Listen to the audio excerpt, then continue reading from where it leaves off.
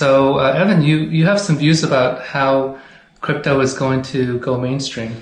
Yes, I do. I mean, actually, it's more a disambiguation for people, really. I think that there are two different definitions of the mainstream adoption of crypto that are floating around and often commingled.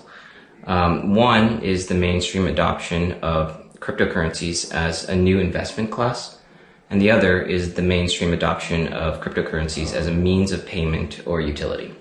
And my sense is that these two definitions of mainstream adoption are not mutually exclusive, and they're driven by entirely different economic forcing functions. So, for example, when I think about the mainstream adoption of things like Bitcoin as an investment asset class, I think that it's clear that one of the unique things about Bitcoin is its lack of connection to traditional asset groups, precious metals, commodities, currencies, equities, and so on and so forth.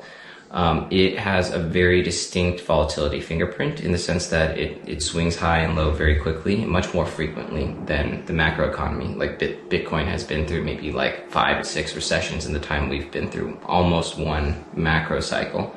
And it's really just very uncorrelated with the other asset classes. And for that reason, it's extremely compelling as a portfolio diversifying agent. It has the potential to reduce covariance with other assets that you hold in a portfolio while increasing expected return. It's very clear why investors, at least portfolio managers, would want to start to get involved. It's clear why hedge funds and kind of faster traders would like to be involved as well. Now, the other definition where we think about cryptocurrencies as a means of payment has seen very little traction. And I think that the forcing function that would drive its use as a means of payment comes from a different place. Areas where people don't have access to banking services whatsoever, it seems reasonable to have a decentralized currency or any banking system or any currency to use. It's not the case that Bitcoin is only successful once you start spending it daily on coffee and rent and so on and so forth. Mm-hmm. In fact, think of it as a potential hedge against a global macroeconomic recession, or even just an uncorrelated asset to purchase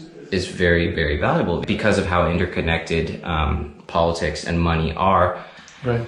So as an investor, not that we're giving investment advice, mm-hmm. It sounds like it makes sense to own one kind of those assets versus another one, or does it make sense to kind of own both kinds of cryptocurrency? Right. Yeah, I think you should certainly think about the value of cryptocurrencies like Bitcoin, not in a vacuum, but alongside other assets that you hold.